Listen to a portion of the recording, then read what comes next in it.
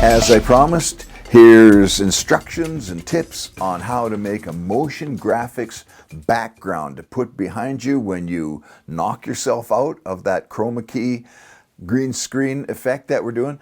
And this is not going to be a tutorial because you don't want to make one the same as this one. All right, here we go on our motion graphics background for green keying. Sometimes you'll see the actual iPad screenshot come up where you can see clearly what's going on right on the iPad, and then other times you'll see the camera shot, which is the camera's right up here, that's shooting the whole thing so you can see the pencil and see what I'm pointing at.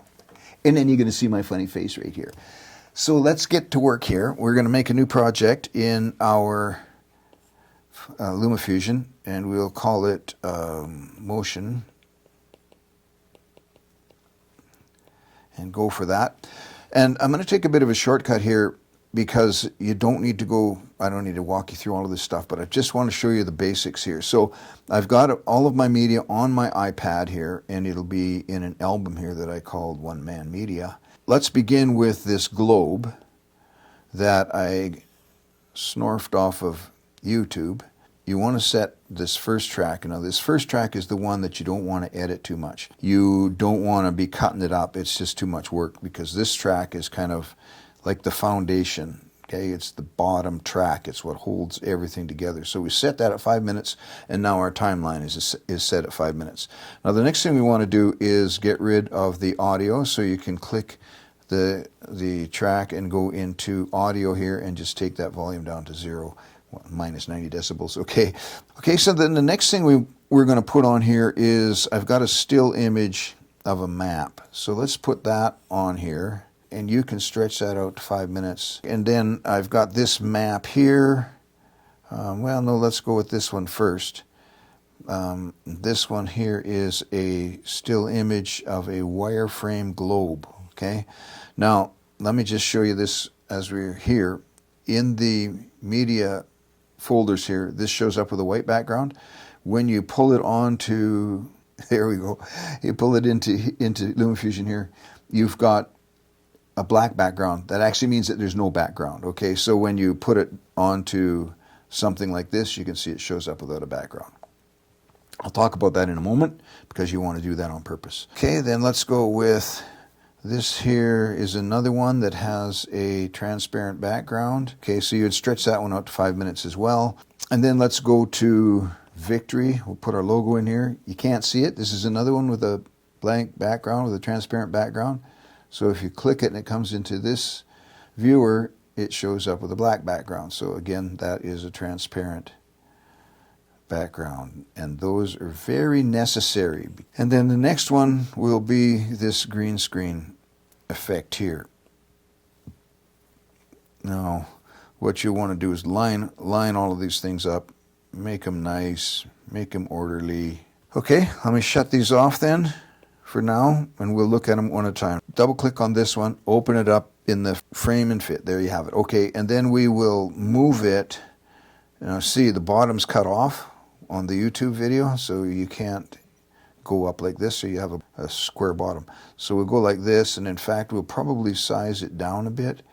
Maybe you got to remember that the subject is going to be in the middle somewhere or off to the side a bit, so you don't want all the action to be in the middle of the screen. All right, so that's basically a video of the world turning, and it's going to go on for 5 minutes.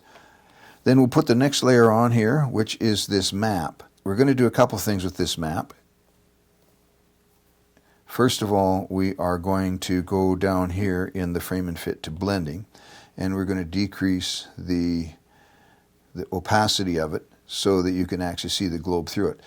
Now you get here to this blend mode here, and this is really cool. You can do different effects with this. So we can actually get an effect where the map shows up more on the globe or more off the globe if you just keep going through here and you find out whichever one. Okay, there's one that's lightened. That's kind of nice. And again, you can just play with these so till you get kind of what you want. And then the other thing that we're going to do is go back to the size and position, and we're going to blow this thing up, because what we want to do is we want to have it moving.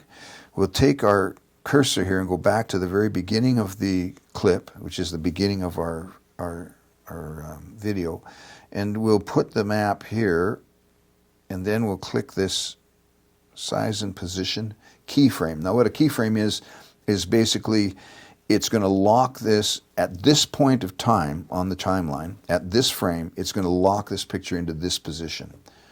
And so then what we would do is go to the other end. Maybe we won't go that far because it's a long ways. So we just go down here a ways. Maybe we're, what are you, about a minute in? Okay, if that's 5 minutes, this is about a minute. You can tell right there. It's a minute and 4 seconds. And then we are going to slide this back. Now you can either slide it back by hand or slide it back with these position levers. So we're going to take it back to there. Maybe we'll take it down to there. Now what happens is when we hit the play button, you'll notice that that map is going to move. With that, we can also change the size at the next keyframe. So it will, if we went like that, for example, and put this back over here, it's going to zoom out as we play it. Okay, so not only is it moving now, but it's zooming out. It's going to get smaller and smaller. This is called the Ken Burns effect. It's a very good way to add still shots to video and have some motion there. Okay, so you can have them move in, zoom out. You can point out different things in the still shot. All right, so then the next layer, let's go to this wire globe here. And what do you think we should do with it? Well, the obvious thing would be to put it over top of here. And it's going to have to be smaller. Okay, so that's there. And what could we do with that? It'd be nice to make that turn, but you can't. You can't animate that. You'd have to have it animated outside. So let's go to cropping. Let's put a keyframe here for cropping. And we will bring this bottom crop up so that the thing disappears. And if you go, this is one frame, 2, 3, 4, 5, 6, 7, 8, 9, 10, 11, 12, 13, 20, 21, 22. 20 frames is the normal length of a transition from one video to another if you do like a fade or something like that. So that kind of gives you a shh, there you go. So then now what we'll do is we'll bring this down, and the top, bring it to there, and maybe the right, bring it over to there, and then we'll go maybe another 20, and we'll go take it over there, take it up again, there. Another thing we should do is add some edge softness, because it'll take that sharpness out of it, and just randomly move this around, and then what it'll do is it'll kind of dance around on us as the video plays. When you're using keyframes, you always have to intentionally put the first keyframe there, but then forever after that, it will actually put a keyframe in all on its own. Okay, so let's just use that for an example, and then you can see what happens here as we play it. This will just kind of bounce around, so that's one effect you can do. And then the other thing that you would want to do with that is decrease the opacity so that it's not so obnoxious, and make it very subtle. Now, if you wanted to add more like that, a quick way of doing that is to duplicate this with the duplicate button here, if you had some spare tracks up there, and then you put it on the next track and you move it over a little bit so that the effect isn't lining up, and it'll just double the amount of effect with the same amount of work. Okay, so then let's go to this one here, and again, we will use this to kind of help us define our globe. So you want to put that right over the globe, and it's just a tad bit too big. So I would spend more time lining these up to make them real nice. Now let's go into blending, and what we can do is take that back out and just leave the globe over top of there by maybe something like multiply. So you can still see that. You see that map there, but you can't see it over there much. So what we'll do to get rid of any sharp line that might be on there, we will just crop that in a little wee bit, and we'll put the edge softness on here so it'll just blur into there, okay? The Victory here, again, it's a transparent layer. We'll just stick it up in the corner, and we will change the opacity down, and we will probably put some effects on that as well. The one that I've already done has got some dancing lights on it. And then we get to this one here, which is the green screen of the word Asia. So we'll go into our color and effects, over to the keys, and hit the chroma key, and bang, there you go. I'm going to take the edge blur down because I like it really sharp around the edges. And then the other thing, you see all this junk that's still showing up there from the app that I used to animate the Victory Asia thing. We go back over here to cropping, and we'll just crop that all out of there and never again have to worry about it. Okay, then we go back to the size and position. We'll just take the size down. We'll just stick it over here. I would probably take it down a bit more, whatever. Spend a lot more time on it. Okay, but there's our 6 tracks. And so basically you hit play, and that's what you're going to have, is some action. All right, so you can continue to do that. You can add graphics. Now, the graphics you simply add by this button right here, and you hit Overlay Title, and that one will allow you to put text or graphics in here.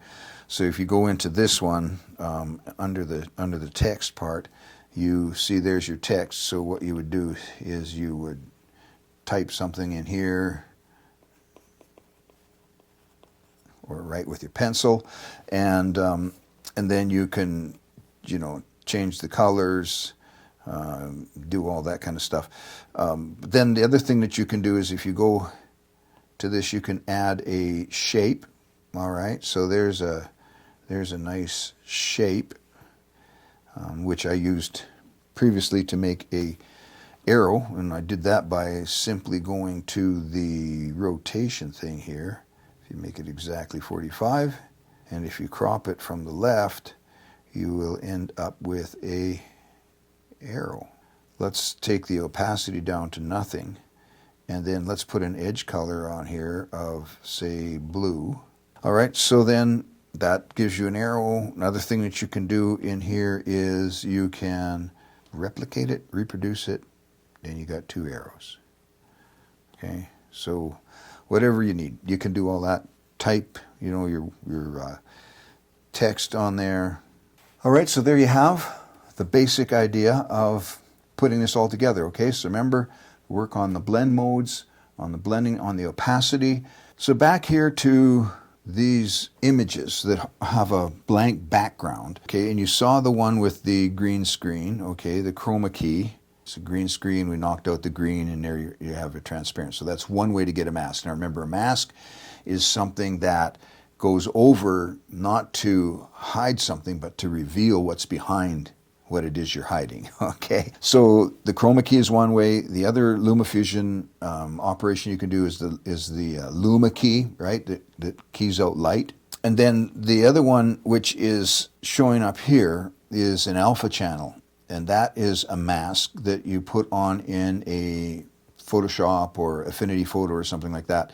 So you would have this wire globe in Affinity Photo, say, and you've got no background, or you turn the background off, and then you save it or you export it as a PNG. You can't export it as a JPEG because that'll just fill it in with white, but you export it as a PNG, and that saves the alpha channel or the mask channel. And then when you bring it in here, again, you have this globe that is transparent. There's one more way that you can do an alpha channel or a mask, and that's the HEVC function in LumaFusion, and that's just something new. Well, it's something new that the new iOS allows. All right, so there's actually 4 ways to get transparency. And then the opacity as well is very important, because that gives you semi-transparency. Once you get the basic ideas, you can pretty well just imagine what you want it to look like and make it look something like that.